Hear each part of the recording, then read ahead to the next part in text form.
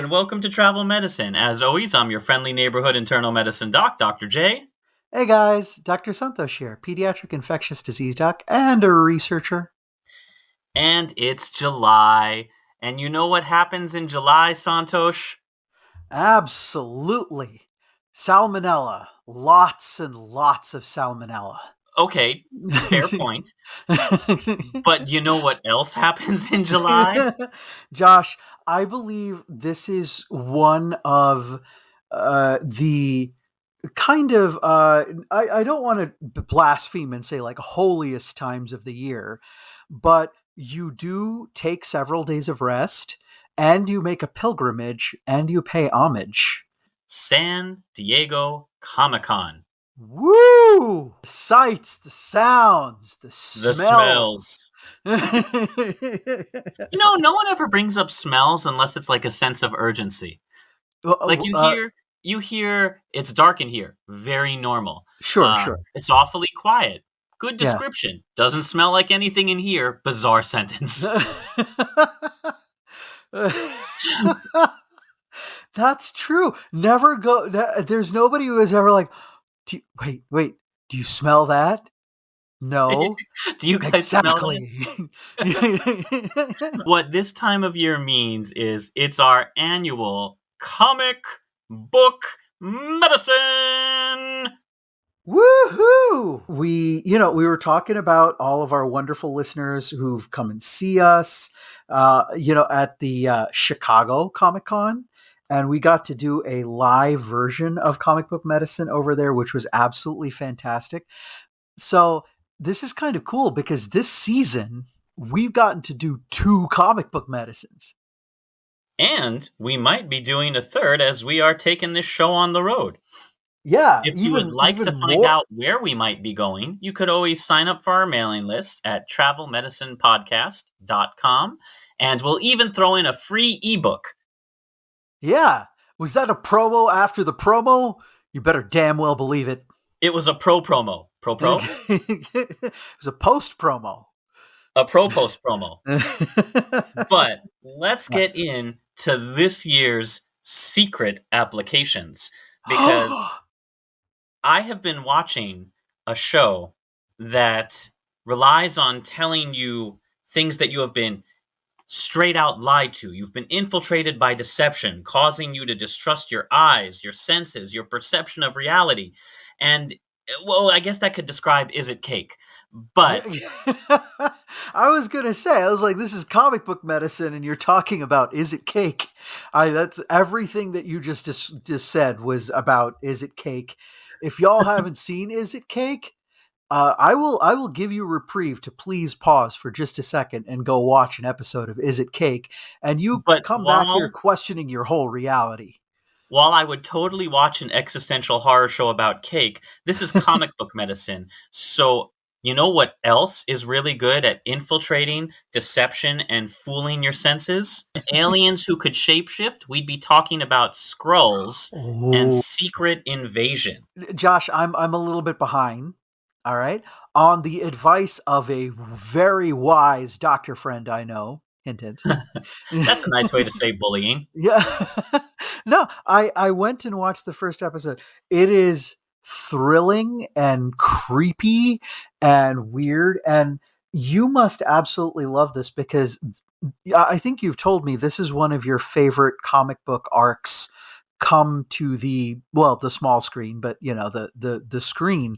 So you kind of have a feel for this already, but so Secret Invasion is the return of Nick Fury trying to figure out who he can trust, as famous Marvel characters that we've seen in the MCU have been secretly replaced with shape-shifting aliens. That's the biggest thing that is known about Skrulls in the comics.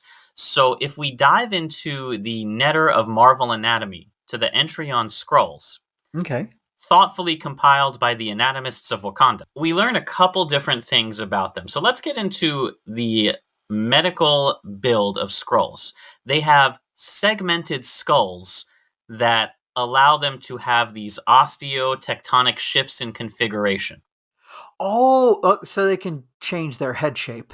They can actually Yeah. rearrange the overlap of their bones so that, if you're copying someone with a round head, big head, small head, square head, whatever, you can do it. Oh my gosh, that's creepy. Well, I like one of my favorite things about this little tidbit is that mm, I think when most of us picture shapeshifting, Yeah. you're thinking more about just the skin over your bones. Yeah, okay. That makes a ton of sense. And of course, a lot of what shapes us is the skeletal structure underneath.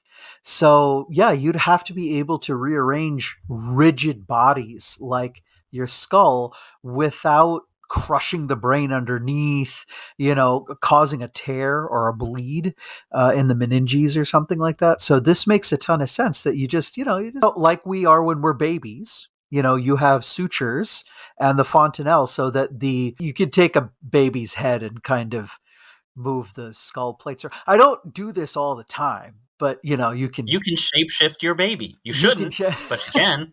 And in fact, that's what happens during birth. The head molds to the vaginal canal and the birth canal, and then as the baby starts to grow, it helps it shape out. Do as much tummy time as you can so the baby doesn't have a flat head on one side because of pressure. So, skrulls can alter their entire molecular structure, not just the skin over their bones, but their bones then have a pebbled appearance. However, this pebbled appearance seems largely limited to the head, as skrulls can't go more than 50% taller or about 25% smaller than their baseline height because of the laws of conservation of mass. Oh, sure, sure. So they'd get either if they shrunk, they'd be too dense, and then they could actually break their own bones because of the weight and mass on there.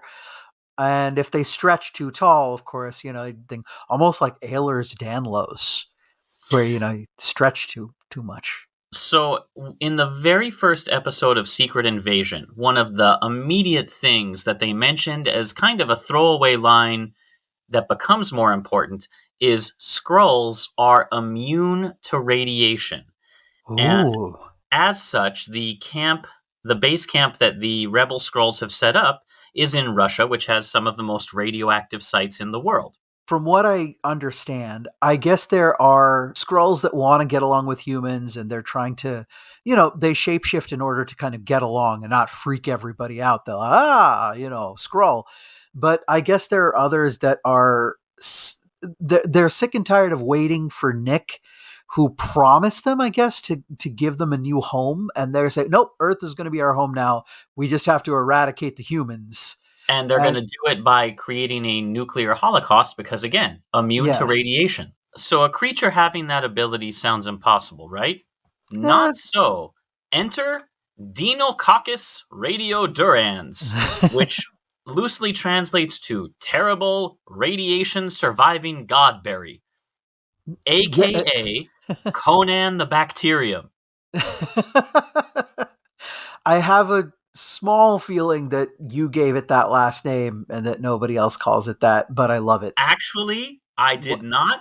And if What? you home listeners Google Conan the bacterium, this is what will come up. Whoa. Hey, there was a biologist out there who named something cool? Well, it's the nickname of Deinococcus radiodurans. So let me Okay. take you, in true comic book fashion, to Corvallis, Oregon, 1956. Okay. Mild-mannered scientist Arthur Anderson, working at the Oregon Agricultural Experimental Station, is performing experiments with gamma radiation to determine whether canned food can be sterilized by exposing a tin of meat to a dose thought to kill all forms of life. Yeah. To the astonishment of agricultural academic Arthur Anderson, despite bombardment with gamma rays, the meat nonetheless spoiled, and a tiny, invulnerable bacterium was discovered. Named Deinococcus radiodurans, translating to terrible radiation resistant godberry, D. radiodurans has a unique quality that, and this is the cool part, Okay. allows it to repair not just single, but double stranded DNA. So that's the coolest part right here. So detail on this, Josh, that I thought was a little bit scary and creepy, especially for 1956. So it was, gamma irradiated canned meat, essentially. So he pointed a beam of radiation at a can. He was using 4,000 grays. All right. He was not kind of mucking around here. This dose is 250 times more lethal than what is used to kill off E. coli, right? One of our scariest bacteria. For comic book context, the approximate dose of gamma radiation absorbed by Bruce Banner when he was transformed into the Hulk Yeah. was 8,500 rads or 85 grays for 15 seconds. This is 4,000 grays. This is absolutely insane. So, Conan the bacterium. Yeah. When damage occurs, the cell focuses the damaged DNA into a ring-like structure where it then isolates the damaged segments and repairs them in a two-step process. First, it reconnects the chromosome fragments using single-stranded annealing, kind of lining them up like a zipper or Velcro. Mm-hmm. Yeah. Then, multiple proteins will mend those double-stranded breaks through homologous recombination, which is kind of like jiggling your combination lock to be like, does this fit? No. How about this one? How about this? Good enough for government work. Yeah. And this process does not introduce any more mutations than just a normal round of cell replication would. So, in theory, Deinococcus should have little or even no mutation accumulation from this rearranging of its DNA. So, just to let everybody, kind of digest this, the D radiodurans does not resist the radiation, right? It takes a gamma beam straight to the face, boom, and then I think we've seen comic books like this before. Like as you're watching, it just rebuilds itself right in front of you after taking like a straight up beam of radiation on there. So It's these newly repaired areas are then fused from their little repair shell with the damaged DNA section. So it just bubbles in, couples up, and now your DNA is back to normal. They can also repair many small fragments at the same time from an entire chromosome. And this quality to quickly repair DNA breaks on the fly would make up the perfect ancestor or symbiote for a shape-shifting species that's exposed to radiation in space, that's immune to radiation on Earth. This could be sort of the distant skrull ancestor.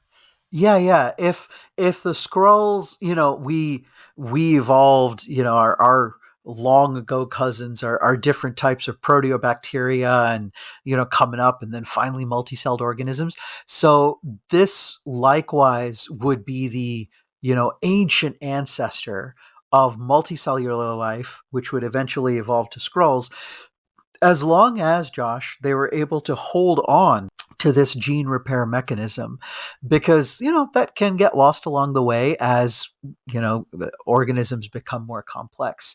But Josh, this is so neat because this is certainly not come to mammals and things like this.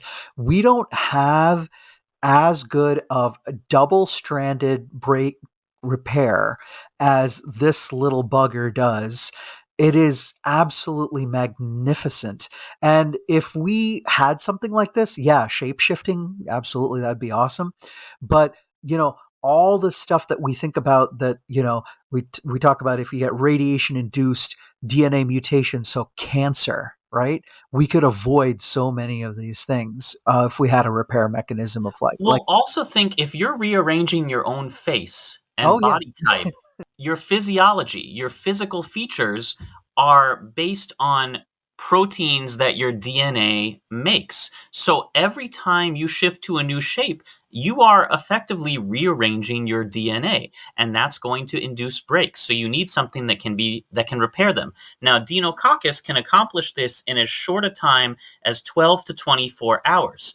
This Okay. would line up and explain why the Skrulls, as you see in episode 1, probably find it easier to just shape into a single alternate person in a Yeah. given situation rather than going for multiple changes, because you can repair that damage in one day. So if you're always kind of the same thing and you just shift back and forth between two shapes, very easy to repair. But if you're trying to become 6 or 7 different people all in a 24-hour period, that may overwhelm the system, would put them at risk for cancer at the least, and likely seizures or strokes from the body strain.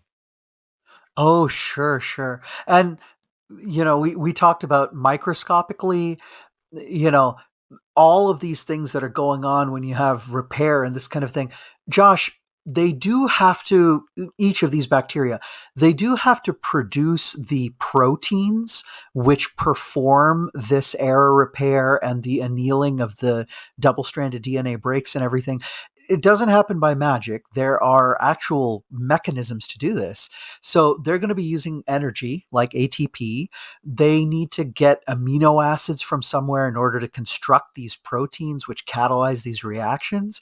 So metabolically speaking, it must take a lot of energy in order to, to affect these repairs without, having the mutations and everything survive. Oddly enough, is how you defeat these bacteria and or the Skrulls. You can starve Oh. them out. In Oh. Avengers, in A plus X, number 14, both Captain America and Cyclops have found a pretty good method to defeat the Skrulls. It's a unique weakness in comics. Okay. Cyclops has this Skrull as a prisoner, warns him not to shapeshift, but the Skrull says, I've been in this cage for months and I haven't eaten enough calories to shift anyway. So pretty high Okay. metabolic requirements that you would know.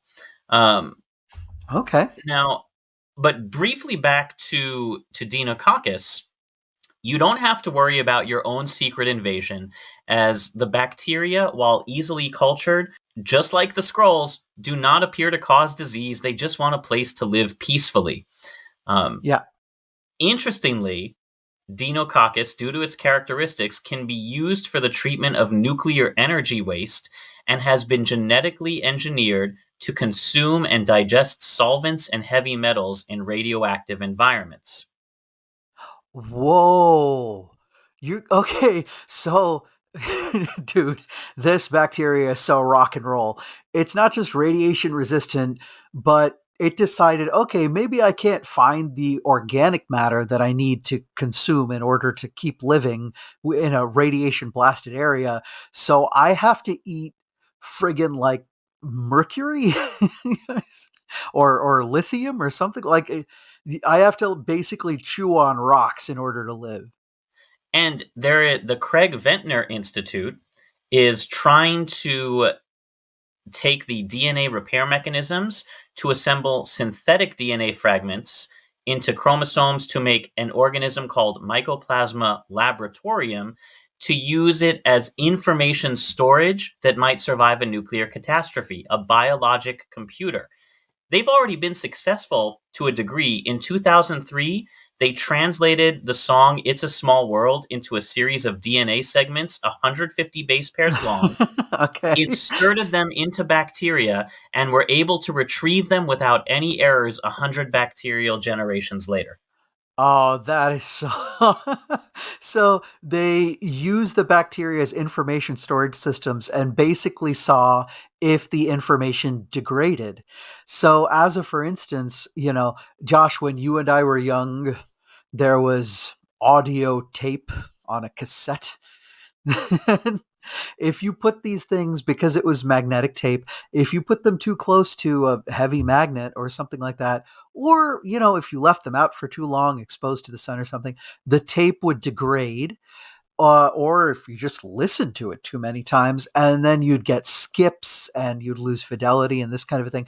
The same kind of idea you can think of as DNA as information. So the generations, say they replicate, per, I don't know, 24 hours for a single generation. So that's a pretty good solid amount of time for that information to last in, one cell. So that would give Skrulls kind of a a racial memory that they could carry in their DNA. And that's important because one of the things that the show does not touch on, that's a pretty key part of the comics, and one that I think they've changed a little bit, is that skrulls are sterile, which makes sense given all these radiation things we've talked about. Um, Oh, their, sure. their species advances through extensive bionic engineering, which makes Oh. sense given that radiation would affect developing offspring, not to mention the difficulty with avoiding chromosome alterations and miscarriage in species that we've already talked about with shapeshifting. If you're constantly recombining your DNA, you have to get mutations to make a baby. That's how you have a little from dad, a little from mom, Yep, and and a it comes little together, that's new from and a little rearranging that's those. you. But Yeah. if Mhm. if you are constantly if your DNA repairs itself down to the base pairs due to this, then you really can't have children. Although we Yeah. see in the MCU there are baby scrolls Kids. or Yeah, kid yeah, they scrolls. were, like, riding tricycles and playing ball and stuff. Yeah, yeah, so they were going around.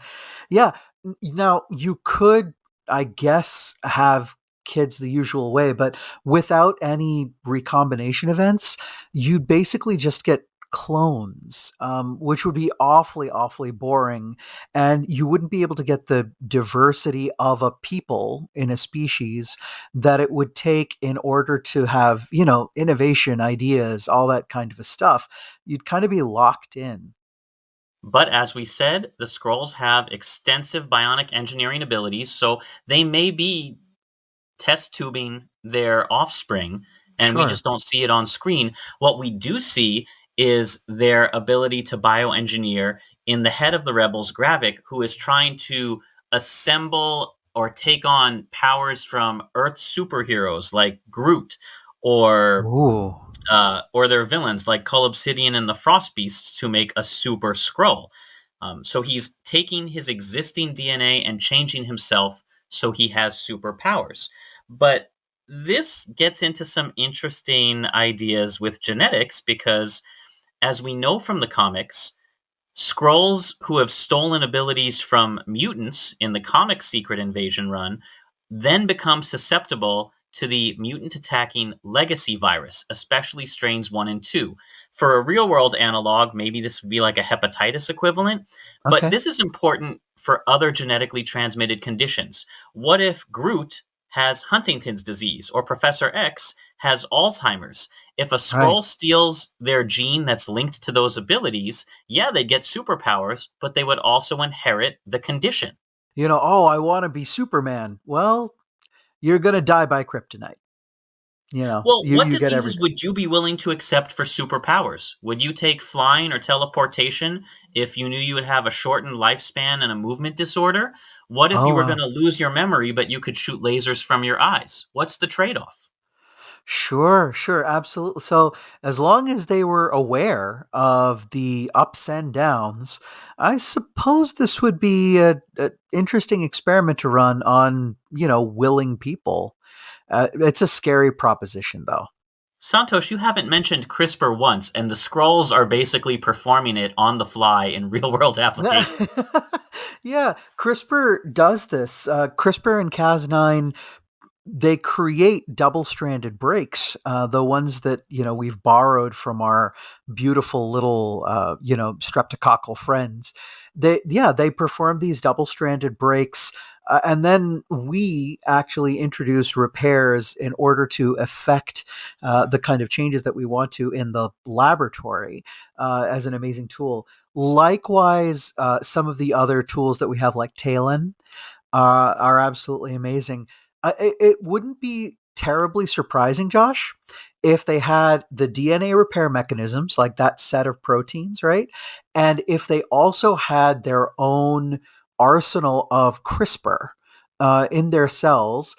I don't know how on how do you say it, like on a volitional basis you could signal the molecular, these like scroll CRISPR, you could say, to actually activate and work on your cells and everything, and then direct the Well, transformation. in That's 30 yeah. years of secretly living on Earth, the Skrulls have not only mapped the human genome, but clearly the superhero genome. They know Oh, which parts, even if it's linked to other conditions, they seem to know what parts of the DNA to target to take on superpowers. This is huge for the MCU. We know superhuman genetics. oh, that's yeah, that's true. That's pretty It's the amazing. only logical conclusion following like this whole evil plot. Yes, but also if you're able to carry out these steps to go for the plot, you know how to just create superpowers. Okay, I got you. So, superpowers for sure, like where to place the mutations that you would want to in order to have, a Cyclops like power or Professor X's telepathy or something like that.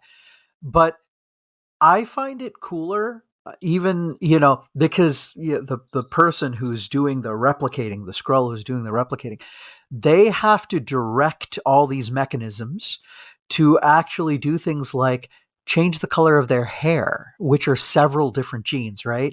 Or change the color of skin and their eyes. And I know it sounds kind of nerdy, but I find that kind of like self gene manipulation at will so cool. And then the mutant parts of it to create superhumans, that's just icing on the cake.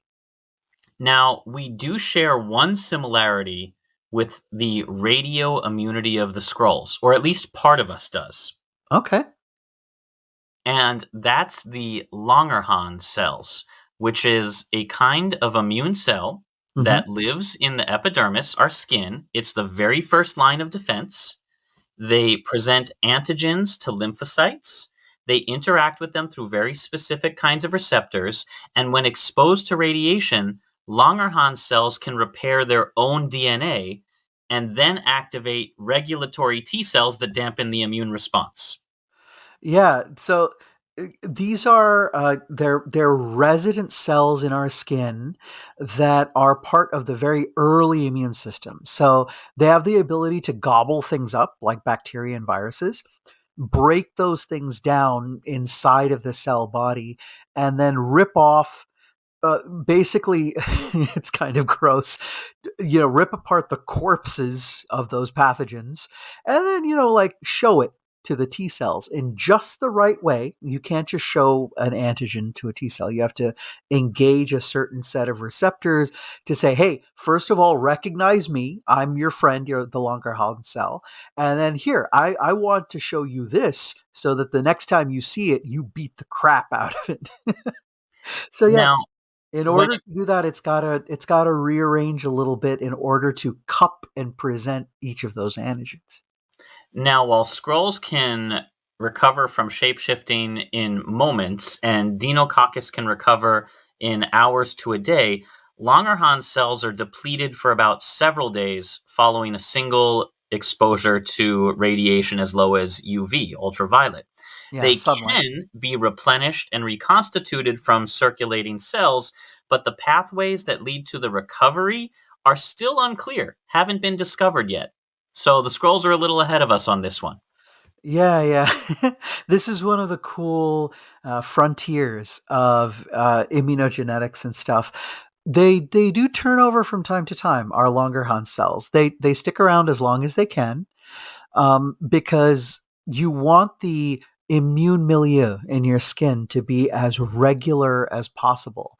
But yeah, if you go out there and get a terrible sunburn and those existing Langerhans cells are not able to recover, especially if you really like get a bad sunburn, Josh, and you just lose that layer of epidermis, then your bone marrow has to produce new monocytes. They have to be trained, and then they have to be honed to go to the skin and differentiate and become Langerhans cells, which is a difficult process. And then that existing immunity that was there, the immune memory of those old Langerhans cells, have to either be retrained or sometimes it's lost. That's all the information I have on Skrulls, although I'm watching the show very carefully to see what other medical tidbits I can glean.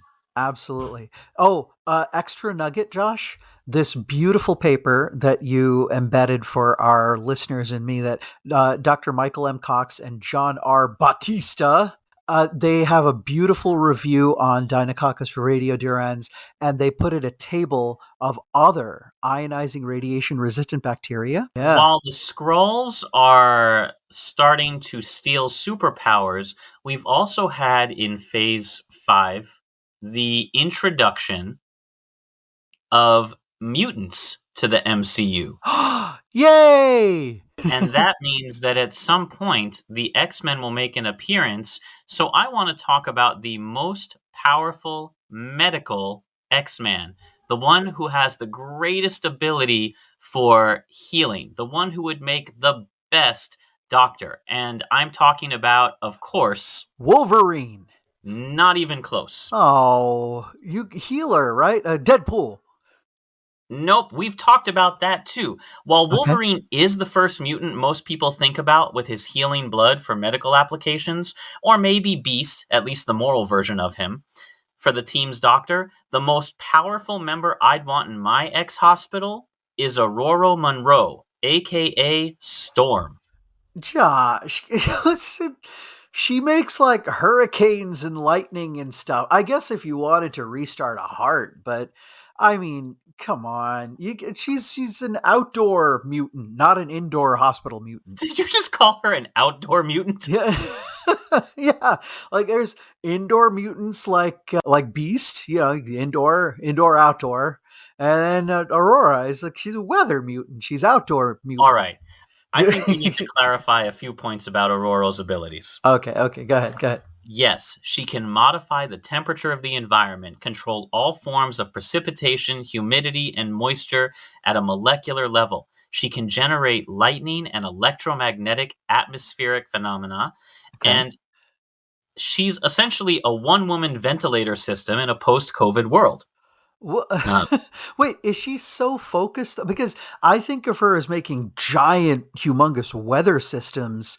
Are you saying she could, like focus down and just make a small amount of positive pressure to Well, ventilate let's like a parallel? let's look at what her abilities can do and Okay. how Okay. we could make use of them in the medical world, and then we'll get into some of the nitty-gritty details. Yeah. Whenever her eyes, her blue eyes change into that iconic all white that you remember from the X-Men cartoon, Yeah. Yeah. she's activating her abilities and she perceives the world as energy instead of solid matter. So she can see thermal, kinetic, electromagnetic energy, Oh. electromagnetic as in MRI. If she's viewed enough humans while, being a weather witch to recognize normal versus abnormal, she's both an MRI machine and a radiologist all in one. Oh my so she can emit the EM radiation, so you're basically creating a magnetic field around a person, manipulate it because it needs to be aimed in a certain way, and then she can read the changes in atomic spin, like she'd be able to see the output, like actually read the MRI as well. Is that what you're saying? Yeah. And of Whoa. course her ability to control wind would make her an overpowered respirator unless she can split her attention among multiple people, and it would have Okay. to be a lot of people to replace machines. But Sure. we know that she can manipulate down to the level of an individual because she can remove oxygen, as in the comic panel I've provided you below, Okay. Yeah. where she literally just takes the air away from a soldier who's attacking her, and Ooh. she has a very great splash page looking intimidating and regal and says, "You breathe when I allow it. The air in your Whoa. lungs obeys my every whim. You would be wise to do the same." It is direct demonstration that Storm can narrow her levels down to manipulate air in the lungs of a single human well enough to remove oxygen and, in theory, to replace it, because she's not going to take away this guy's ability to breathe without getting that information she wants, knowing she can restore it. But let's talk about some of her other ones. We're going to jump over for a moment to real world researchers at the Chalmers University of Technology and the University of Freiburg, who Okay. have recently developed a method for speeding up the wound healing process through electric stimulation. And their Oh. results suggest that wound healing could be sped up threefold by just applying a small electric field to the site of injury. Ooh, okay. So I think this type of research has been going on for some, long period of time, but this absolutely fascinates me because, you know, post-surgical wound healing, post-traumatic wound healing, these are really important fields of study right now. So, So, previous experiments, as you noted, showed that simply placing an electric field in a petri dish that mhm. has skin cells makes the cells move directionally instead of randomly. Expanding on this principle, the researchers used a tiny engineered chip to compare wound healing in artificial skin composed of keratinocytes, which are the most common skin cell type, and researcher Asplund and her colleagues are investigating how different kinds of skin cells interact during stimulation to simulate more realistic wounds. So the idea is to develop a system that scans wounds and then adapts the electric field, both the voltage and the frequency, to adapt to the wound. So, with a mere touch, Storm can lay on hands and promote healing wounds in her fellow X Men, many of who have additional healing factors. So, you take a blast from a Sentinel or a laser or energy beam from Mr. Sinister or someone like that, and Yeah. she walks over and she can literally give you a little jolt of energy that gets you up on your feet and starts your own healing process, separate from any mutant power sets. Oh, that is so cool. Okay, okay. So the the paper that you were discussing, absolutely beautiful in terms of, what was done in a petri dish. So we are moving a little bit ahead because we're taking something from the lab into the real world like this.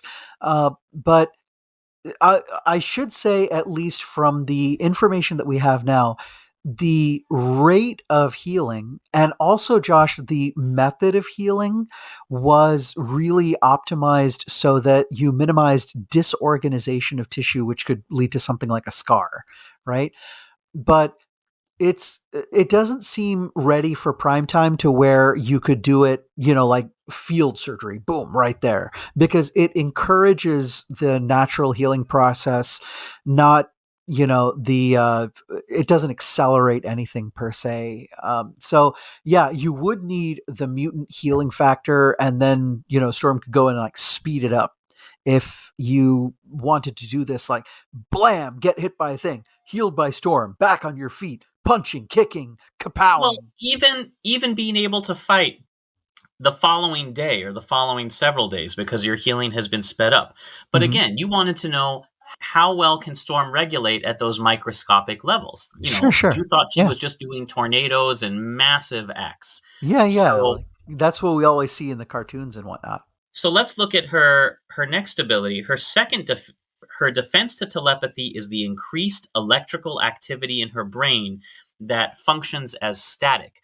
This is a passive ability Oh, okay. that wasn't mentioned until a run in Extreme X-Men when Jean Grey tried to have a taste of Storm's ice cream during a telepathic meeting. Zoom for mutants. Okay. Now, Sure. now Jean stated she couldn't taste the ice cream because there was too much static in Storm's brain due to the electrical forces she controls, and it prevented Jean from doing any deeper probes. If Storm can Oh. regulate her own brain electrical activity well enough to block a telepathic probe, she could also theoretically manipulate or induce electrical activity in the brain in others, ending seizures or providing electroshock therapy for depression. Oh, that is so, so neat. So okay, so Jean in this case, she wasn't like trying to taste her ice cream, like, like actually take a scoop of it. She was trying to get the taste via Storm's brain. Am I right here? Correct. Like this, oh, got it. So telepathic tasting kind of a thing. And if we say that Jean's ability is electromagnetic somehow in order to get the brain waves from somebody else and then receive it into her own brain so she could perceive them like that, so Storm blocked that. She essentially created like an electrical Faraday cage. That's so neat.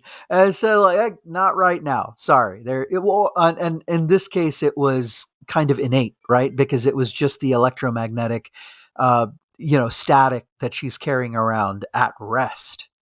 This also heavily implies that all psychic activity is due to increased electricity, meaning a lot of our telepaths could just be in hyperthyroid storm. Um, Ah, sorry. right? You like that? Now, Okay. now, all right. So she can defend, and we theorized that she could end seizures or provide electroshock. But I'm going to go ahead and give you some proof. In a Okay. fairly recent issue of Wolverines, multiple, Okay. Storm finally displayed this ability on one of the X-Men's biggest villains, Mr. Sinister. She Okay. scrambled the electrical synapses of his brain and caused a seizure in him. She also notes Whoa. that most people would die from this attack, and Sinister only survived due to his cell regeneration. Now, Mr. Sinister, for those of you who don't know, is a fantastic geneticist who has been constantly modifying himself over the years. So we're coming heavily into genetics over and over again. Not surprising when we're talking about X-Men and the mutants. But we actually saw Storm induce a seizure in somebody. Again, very, very fine electrical control, not a massive atmospheric condition, just a brainstorm. Yeah. That's so cool. Another pun, of course. You can The- also look to the movie Logan for the mass seizures caused by Professor X's dementia. So, again, psychic abilities seem to be highly related to just electrical activity. As Storm can control electrical activity, she's not necessarily a telepath herself, but she can defend or disrupt your ability to think. from what you're teaching all of us right now, Josh, I absolutely love this. If you were to just run the types of electrical potential, so like the voltages and current that we think about, like lightning that we're used to seeing Storm, do in the most famous comic book panels and the cartoons and all that kind of thing, you would basically just end up cooking and frying the brain because you'd produce so much heat as a byproduct that you just charge very small, tiny controlled voltages and currents in order to just stimulate what you want and where you want. I'm guessing if she got fine enough control, she could also do the things like, when we're doing neurosurgery, Josh, and sometimes it's actually done during awake. You're awake and you actually stimulate different parts of the brain to see if you turn on or you turn off abilities like language and sensation and all this kind of a thing, so that you can tell the neurosurgeon, okay, don't cut this area, helps with speech, so you don't want to excise that too much. You could even do that. So, you want some numbers? Let's talk numbers. Yeah, yeah, yeah. An average lightning bolt is on the order of about 300 million volts. 300 million. Sorry, I was trying to do Doc Brown. A, a defibrillator Okay. delivers a shock of 1000 volts, and only for very specific arrhythmias. Yeah. Okay. A household current is about 120 volts. So Right. Storm is practicing at neurosurgical levels of control. An Okay. accidental lightning strike alone would not restart your heart. If you have a heart attack in a rainstorm, this would not work. Well, no, no, because Sure. Oh, sure. defibrillator pads require very specific placement to Right. allow the right to lower left pathway. The current has to travel along the nodal pathways of the heart to jumpstart it. And if Right. you were in cardiac arrest, the lightning will just add burns. It doesn't shock you back into uh, living. Yeah. So she has to have a very high level of control. And if you're receiving, again, a concussive blast that causes cardiac arrest, just having Ororo on the team would be invaluable, as she's a one-woman triage and battle medic. She can restart your heart. She can give you breathing. She can unscramble your brain. This is all entirely separate from her ability to fling lightning at giant robots. This is, I mean, this is ridiculous. Like, this is, kind of god level, They call mutation. it Omega Mutant. Oh, got it. Got it. Okay. So she So is on that power level. Okay. Got it. in the real world, the only people who could relate to the kind of punch Aurora would pack would be those who have a very special kind of pacemaker called an ICD, Okay. an intracardiac device. An electrical storm is a medical emergency that occurs when an implantable cardioverter defibrillator, ICD, ICD. delivers multiple shocks in a short period of time. So if you have this implantable defibrillator in you and your heart starts getting into a rhythm that can't sustain life, the device, which sits inside your body next to your heart, will start giving you little electric shocks to make it beat the right way again, to jumpstart it. And these shocks feel like you're being kicked in the chest by a donkey. And if it's multiple shocks in a short period of time, well, a diagnosis of an electrical storm can be made when you have 3 or more sustained episodes of multi-shocks. So people out Wow. there who have these devices, when they have gone off appropriately, may actually know what it feels like to fight with an X-Man. Yeah, absolutely. And, again, Josh, exactly what you were saying. Those leads have to be placed just in the right spot by the surgeon, or whoever's implanting the device, and it has to send the current in the right direction. So that, all of that is very, very important. But yeah, the amounts of current and the potential, the voltage that's going across there, is, it's pretty massive. Like, you do not mess around with this. So, just by virtue of her abilities, which I think I've given you some pretty specific descriptions of her level of control, Storm can be a critical care pulmonologist with respirators. She can Mhm. be a interventional cardiologist with defibrillate, or an electrophysiologist Sure. with defibrillation. She Okay. can be a neurosurgeon. She can be a psychiatrist with electro. Like, she literally can practice all the fields of medicine, or almost all, just from her ability to manipulate atmospheric energy. Whoa. Okay. I didn't realize she had this kind of level of fine control. I think it's not just what we could do with what we understand and know about using electrical activity in order to work on the brain and the heart, but we could innovate new ways to heal people and diagnose things. This is my request to Marvel. I know it's very exciting to see superpowered beings punch and kick and fight. Show me some of the medical applications. Show me somebody who doesn't want to put on spandex and go out and be a vigilante. I want to know more about the ones who are having everyday jobs and integrating their mutant abilities into them. And they Oh, have it'd be done so those stories, cool. but I want to see more of them. And now I'm going to pose to you a question for our third and final one about another X-Man. Are you Okay. familiar with Kitty Pryde or Shadowcat? Oh yeah, yeah. Very famously in, I think, I don't know if it was X2 or X3, one of the not so great X-Men films in recent memory.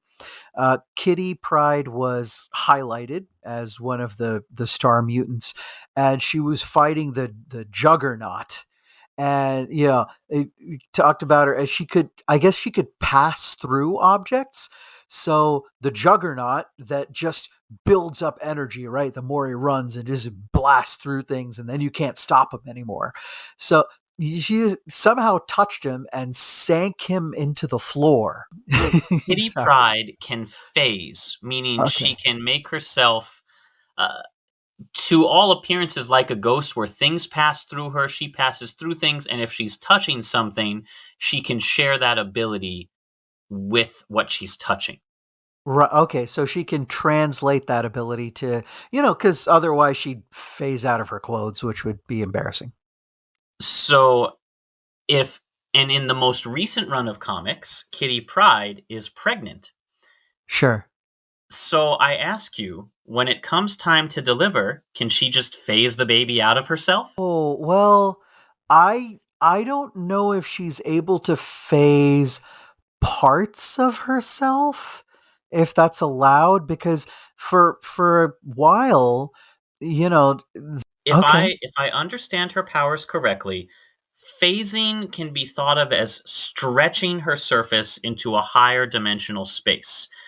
We can tell this because you can reach through her phased bits, but her Okay. phased bits don't open holes in her. So if she phases her hand, you can't reach through where her hand should connect to her arm and inside the tube of her arm. Otherwise, blood would pour out of her every time she partially phases because she's reached through walls to grab things. She's, sunk, as you noted, Juggernaut halfway into the floor.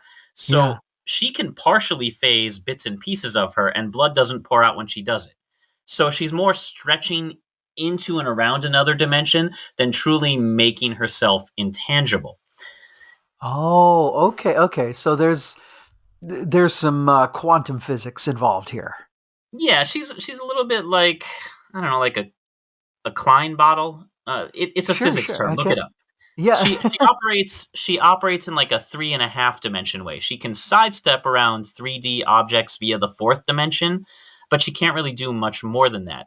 But passing through her body isn't the same thing as phasing partially into her body, grabbing the entire part of her organic body she wants removed Right. without missing anything or bringing anything extra back and phasing it out. Like she can't phase her arm into her stomach and pull out a piece of steak she just ate. Um, Gotcha. Oh, gross, but I get what you're saying. well, she's shown that she can phase individual body parts while keeping others solid, so she does have some fine motor control. Okay, okay. But that level of nuance required for childbirth phasing Yeah. to physically reach into her body and pull the child out. Let's keep talking about her level of control before we come to a final decision. She did manage to perform brain surgery on the Hulk. Whoa. Are you serious? Was this one of the things? Because we've talked about this before in actually our other comic book medicine. Is this one of the things where he had internal injuries? But of course, there's nothing that can like cut through his skin or crack his skull. So in Hulk Volume 3, Issue Okay. 9, Uh huh. Doc Green, which is a version of the Hulk that is it's like Smart Hulk. Um, Oh. Doc Green knocks with a little bit too much force, ends up breaking through the door, and introduces himself and tells Kitty Pryde he needs her help. So she takes him down to the med lab, and he explains that he has the extremis virus in his head. Extremis, as we've seen, also show up in Secret Invasion. But extremis has caused a tumor to begin growing in his brain because it's nanotech, and he sought out shadowcat so she can use her phasing powers to remove it. He wants her to reach Oh. into his head Oh and God. physically pull out a tumor. Ooh. Oh, so he's putting quite a bit of faith into, well, not just the phasing part, but for her ability to find what's tumor and what is, Well, okay, healthy brain. he gives her a special fluid that will magnetize her hands so she Okay. can extract the tumor, because remember, extremis is basically nanotechnology. Oh, okay, gotcha. Okay. So anything that's not, ferromagnetic should stay in place. And he has to go to somebody who can phase, because as we've learned from talking about Luke Cage and the Hulk, some of these people just have skin that heals too fast or is unbreakable, so traditional surgical methods won't work. Oh wow. Okay. That's that's okay. So I want storms in my hospital and I want a few kitty prides. So she can do surgery on others to a limited extent.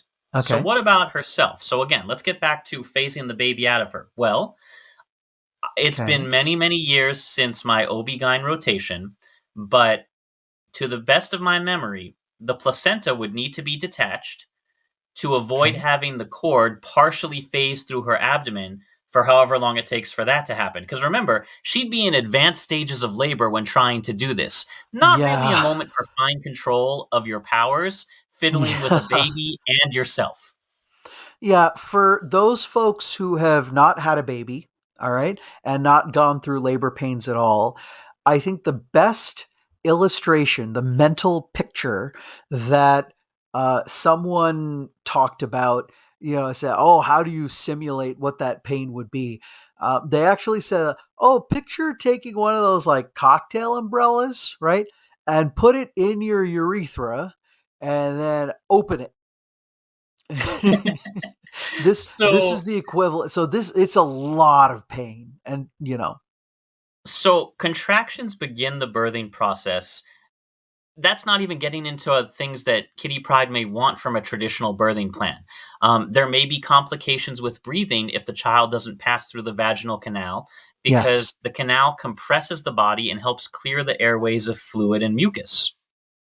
Yeah, yeah. So those labor pains that happen, and then the stages of labor, and then as baby goes from inside of the uterus to the cervix and through the vaginal canal, through the birth canal, those processes are necessary in order to stimulate the baby to cry and everything else like that, but also to get rid of fluids from the mouth, from the nose, and also get some of the fluids moving in the lungs, because you're going from a completely liquid environment to having to breathe oxygen in a like in minutes, like really really quickly.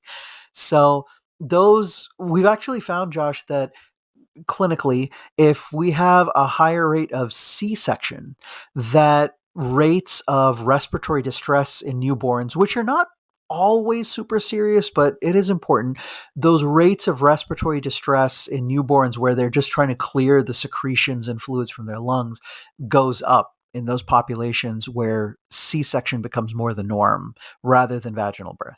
Newborns typically are inoculated with the maternal microbiome, like E. coli, through exposure to fecal matter during birth and subsequent handling. And Yeah. in fact, E. coli becomes more abundant in the mother's microbiome during pregnancy. This changes the structure and function of epithelial cells in a way that's crucial for developing your own unique microbiome. So early human infant colonization has been declining as C section rates have increased and hospital sterile techniques have improved. And you could be setting up some gut problems or other issues down the way if you're not getting that appropriate microbiome through even a Yes. traditional C section. Forget about a mutant C section. Yeah, yeah. There's lots of amazing things that happen, if, a child is able to go, through that the way that we've evolved to give birth. Now, Josh, don't get me wrong, there are lots and lots of times where to save the baby's life, to take care of mom, birthing a different way is important, cesarean section, surgical options and this kind of thing. So absolutely we need those tools at our disposal. But yes, if everything is all good and healthy and moving forward, vaginal birth, the going through the birth canal has all of these really good advantages that doesn't necessarily true with just an elective C-section, for instance. So let's say, remember, she can't see inside herself to locate the Okay. kid. She might phase part of the child out and leave the rest solid. Not a good look. Oh God, yeah. Um, Okay. only get it if she only gets it 90% right. You leave a chunk of the baby inside and phase out a portion of her kidney. I don't know. Oh Um, gosh. Okay, yeah, yeah. But Okay. let's say she does all of this perfectly because we Yes. do have a couple records of real life humans operating on themselves, like a Yes. surgeon in Antarctica who, without anesthesia, because he was the only doctor around, cut out his own appendix. Yeah. Yeah. And Um, of course, well, why didn't you use anesthesia? Well, then you're going to be asleep and you can't do your own surgery. People can operate on themselves. So let's say she could phase her abdomen, but not the baby or the placenta. And a doctor like Storm or Hank McCoy could catch the baby and cut the cord. all right, she'd avoid some of the awful bits of childbirth or a C-section. Would her body realize it could stop being in labor if it didn't have any of those things? I don't know. That's a question for another day. Um, Oh, okay. she would also have to phase out to cut the cord away, and the umbilical cord would still be attached to her outside stomach. That's the equivalent of an internal organ being phased to your outside body. Yeah, Also, yeah, not something medically that's there's a couple medical conditions where people have their internal organs on the outside. yeah, They can be as minor as and minor is a relative term here, as sure. a rectal or uterine prolapse, where Hmm. the end just sort of falls out. It could even be your skin is so thin that your heart can be seen through it, a pectus excavatum, pigeon chest. Yes, yeah, yeah.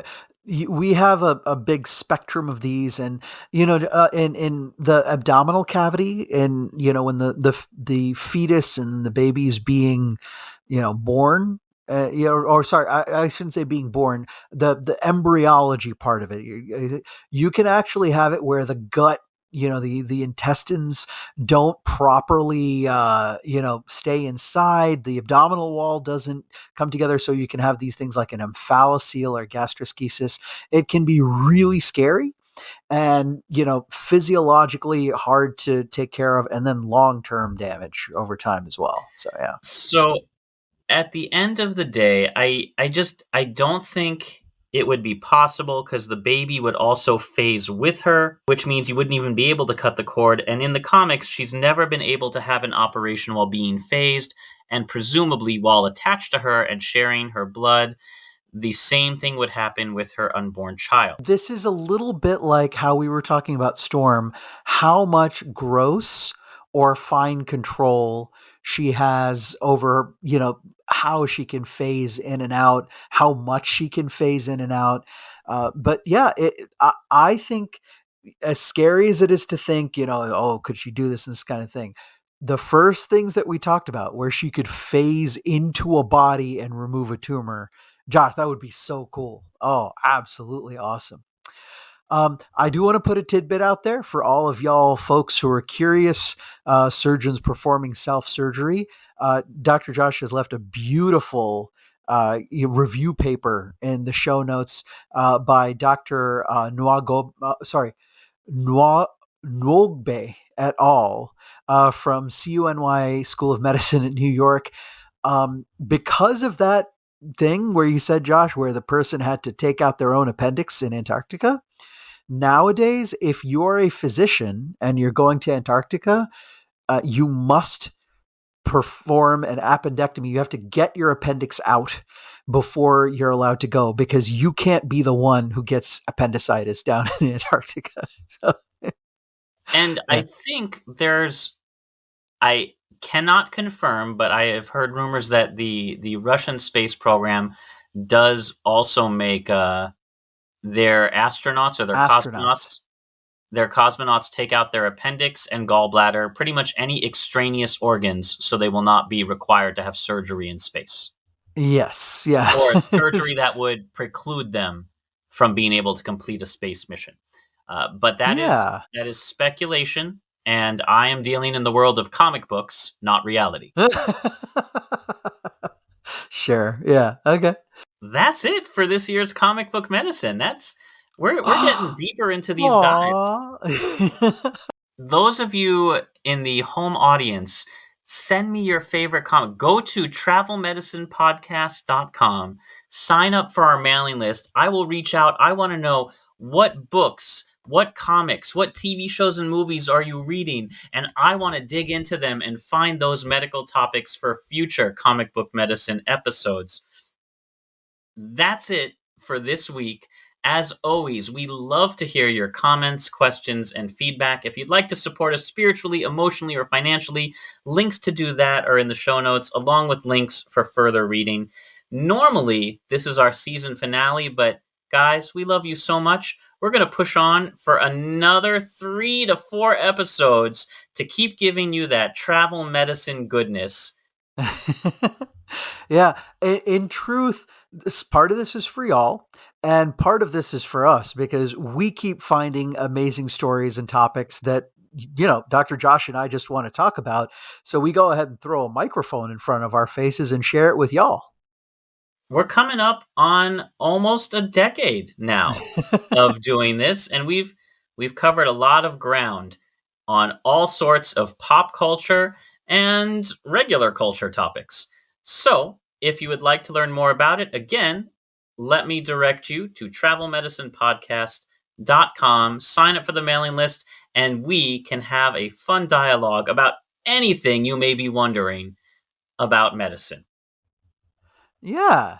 And by the way, we also don't mind if you guys have extra tidbits to throw in, any corrections or things on the comic book side or on the medicine side. We want to learn from you guys too. As always, the show is produced by me with a lot of help from Dr. Santhosh and friends. Our theme music is composed by Rachel Leisure, and until next time, as always, keep a song in your heart, soap on your hands, a shot in your arm, a comic in your spin a globe, pick a place to go, cosplay a little, and once you've done all of those things, happy travels.